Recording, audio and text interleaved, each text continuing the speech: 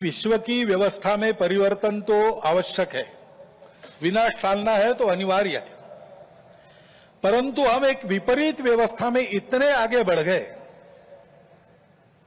सारी दुनिया आगे चली गई, हम भी आगे चले गए। अब एकदम अगर पीछे मुड़ेंगे तो गाड़ी उलट जाएगी।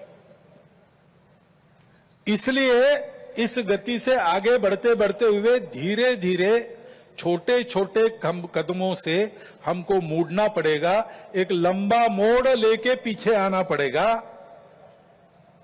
देशकाल परिस्थिति का ध्यान रखते हुए हम अपनी समग्र और एकात्म दृष्टि के आधार पर अपना स्वयं का विकास पथ बनाकर विश्व के सामने एक यशस्वी उदाहरण रखेंगे, तब इस व्यवस्था का परिवर्तन प्रारंभ होगा। अर्थ और काम के पीछे अंधी होकर भाग रही दुनिया को धर्म की दृष्टि देनी पड़ेगी। वो धर्म पूजा नहीं है, वर्शिप्स नहीं है, वो धर्म खान पान रीति रिवाज नहीं है, वो धर्म इसके परे सबको जोड़ने वाला, सबको उन्नत करने वाला, सबको साथ लेकर चलने वाला, प्रजा की सृष्टि की धारणा करने वाला धर्म है। उस धर्म का मार्ग हमको अपने उदाहरण से विश्व को देना पड़ेगा। भारतवर्ष को ऐसा होना ही पड़ेगा, ऐसे संघ मानता है 100 साल के अनुभव के बाद। अब संपूर्ण देश को ऐसा खड़ा करना है, लेकिन व्यवस्था है उसको नहीं बना सकती। व्यवस्था बनाने वाला मनुष्य होता है, समाज होता है, वो जैसा है वैसी व्यवस्था बनाएगा।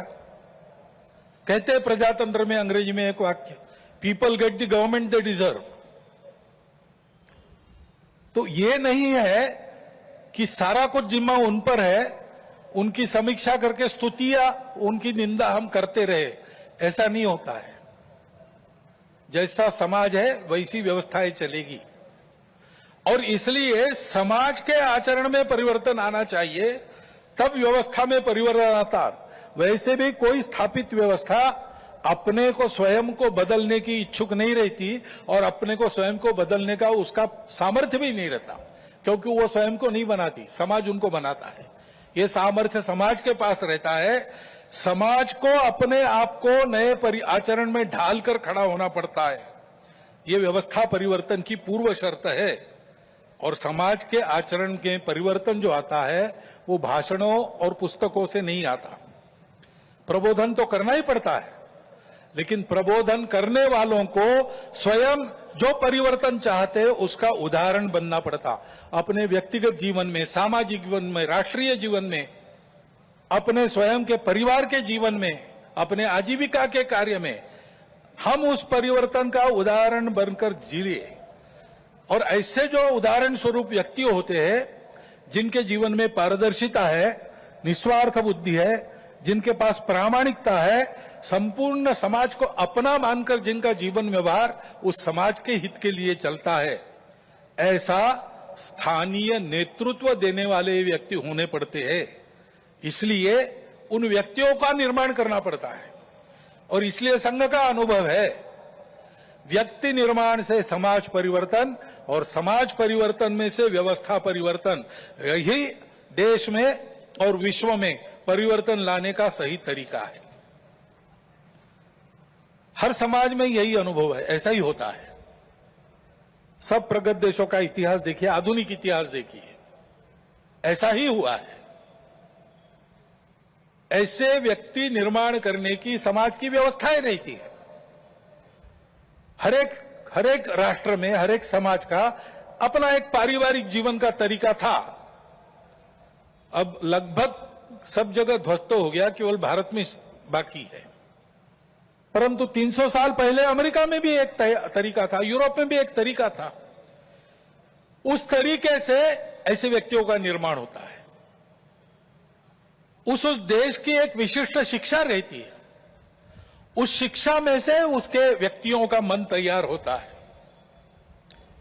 और उस समाज के जो क्रियाकलाप चलते उसमें से भी मनुष्य निर्माण होता है। एक प्रसिद्ध वाक्य है, the battle of Waterloo was one on the playgrounds of Harrow and Eton. वहां पर खेल खेलते खेलते जो समाज तैयार हुआ उसने जगत जेता कहे जाने वाले नेपोलियन को हरा दिया। ये ताकत कहां निर्माण हुई? समाज की व्यवस्था में निर्माण हुई। हमारे यहां भी ये था, परंतु 1000 वर्षों के आक्रमण में वो सब अस्त व्यस्त हो गया और बिना इसके काम नहीं होता, क्योंकि मन बुद्धि से ये सारा विचार मानने के बाद भी रोज के आचरण की आदत बदलनी पड़ती है। आदत बदले बिना परिवर्तन नहीं आता, केवल बातों से नहीं आता, केवल सोचने से या सपने देखने से नहीं आता। जैसा आपको देश चाहिए वैसा आपको होना है, और वैसा आपको होना है तो आपकी अपनी आदत दुरुस्त होनी चाहिए। उसकी व्यवस्थाएं इसमें रहती है, वो हमारे यहां ध्वस्त हो गई। इसलिए राष्ट्रीय स्वयंसेवक संघ का निर्माण हुआ। संघ की शाखा ये आदत बदलने का तरीका है।